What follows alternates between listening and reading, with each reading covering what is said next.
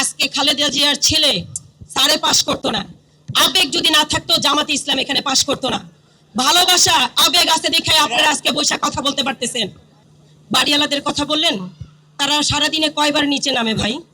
এক বাজার করতে আর মার্কেটে বাচ্চাদের দিতে।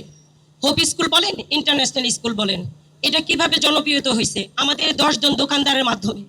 আজকে নেটে সার্চ দেন, হোপ ইন্টারন্যাশনাল মার্কেট কেন হয়েছে? আমাদের দোকানদারের জন্য হয়েছে। নেটে সার্চ দিলে কিভাবে হোপ চিনছেন? আপনি এই পর্যন্ত আমাদের দ্বার প্রান্তে কিভাবে আসছেন?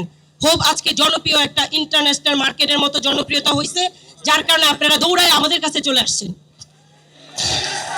যদি চিপায় চাপায় অনেক দোকান আছে, আপনারা কিন্তু সেখানে দৃষ্টি বেশি করে আকর্ষণ করতে পারেন নাই, কারণ সেটা জনপ্রিয়তা না। আমি মনে করি এই হোপ অন্য জায়গায় তৈরি করতে গেলে অনেক সময়ের প্রয়োজন, অনেক টাইম লাগবে ভাই।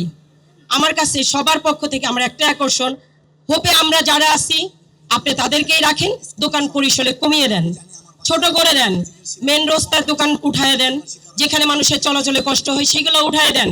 কিন্তু হোপ থেকে আমাদেরকে কোথাও সরায় দেন না। যেখানেই যান, যে দীর্ঘ লং টাইম আমাদের মার্কেট প্রতিষ্ঠিত হবে, ওই সময় পর্যন্ত আমরা বাঁচবো না। এক ভাই বলে গেছে ঋণ আছে, সত্য কথা। এই ঋণগুলো সেখানে জমায় রাখতে একটা অনেক সময়ের প্রয়োজন।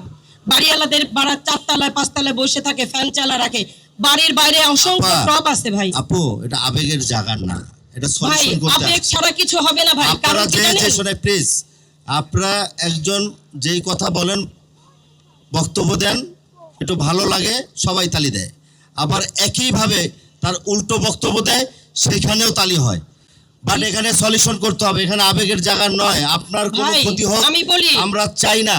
আমরা সলিউশন করতে আসছি, আপনাদেরকে সলিউশনে মেনে নিতে হবে, এটা হলো প্রথম কথা। অতএব ওইভাবে একটু ব্রেন সেট আপ করেন, মাইন্ড সেট আপ করেন, আমরা আপনাদেরকে সহযোগিতা করার জন্য আমি আসছি। ছোট্ট একটা কথা বলি, যদি আবেগ না থাকতো আজকে খালেদা জিয়ার ছেলে সারে পাশ করতো না। আবেগ যদি না থাকতো জামাতে ইসলাম এখানে পাশ করতো না। ভালোবাসা আবেগ আছে দেখে আপনারা আজকে বসে কথা বলতে পারতেছেন। আমি বলছি আপনি এখানে ওই পলিটিক্যাল বক্তব্য নিয়ে আসবেন না প্লিজ। না না, আপনি আবেগ বললেন দেখে আমি ভালোবাসা দেখাইলাম।